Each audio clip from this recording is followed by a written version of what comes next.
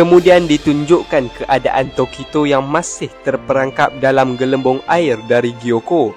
Lalu Tokito berkata dalam fikirannya yang dia masih mempunyai sedikit udara dalam dirinya untuk menggunakan satu lagi serangan. Lalu Tokito gunakan breeding form pertamanya, namun dia masih tidak mampu untuk keluar dari gelembung air itu.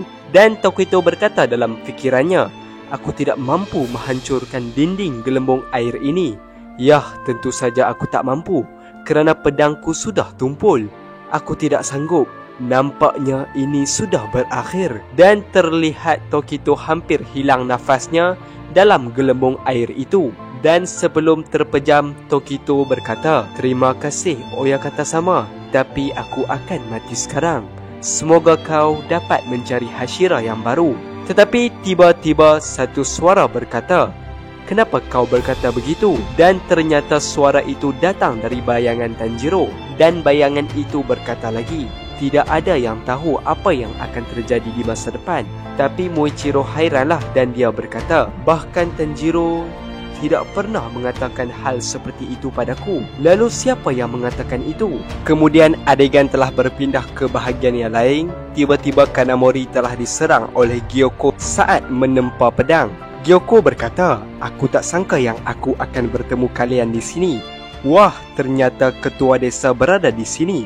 Tapi terlihat Haganezuka sangat fokus dan teliti dalam membuat pedang, tanpa dia perasan yang sebenarnya Gyoko sudah berada di belakangnya. Haganezuka berkata, ini pedang yang sangat hebat. Aku belum pernah melihat teknik yang menakjubkan seperti ini. Lalu Gyoko pun berkatalah terhadap Haganezuka dan Kanamori-san. Namun tetap Haganezuka tidak hairan dengan keberadaan Gyoko dan dia tetap meneruskan kerjanya untuk siapkan pedang tersebut. Haganezuka berkata, siapa yang membuat pedang ini? Jika ada orang yang membuat pedang ini, kenapa dia tidak meletakkan namanya dan hanya meninggalkan satu huruf saja? Tapi aku mengerti, aku sangat mengerti. Jadi Gyoko pun menjadi marah sebab dia tidak dipedulikan di situ.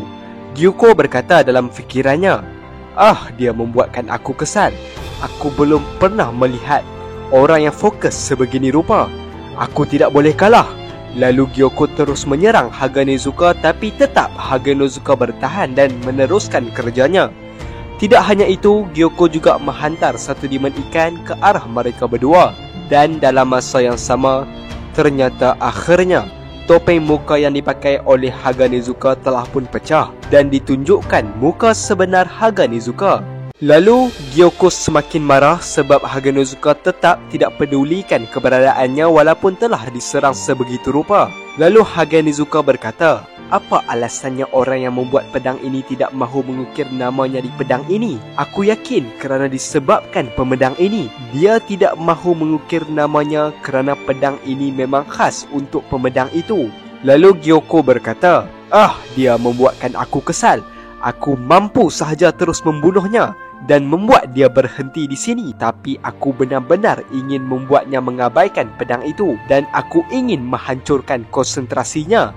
Kembali ke adegan Tokito, Tokito berkata, penglihatanku sudah mula kabur. Aku dah tak mampu bertahan. Lalu masih ditunjukkan bayangan itu dan bayangan itu berkata, hanya kau seoranglah yang mampu menentukan takdir kau. Tokito menjawab, sudah tidak ada gunanya memberitahu aku semua itu. Bayangan itu berkata, semua itu pasti ada jalannya. Jangan menyerah. Seseorang pasti akan datang menyelamatkanmu. Tokito berkata, jadi nampaknya aku harus bergantung pada seseorang lah. Itu situasi yang tidak aku mahu.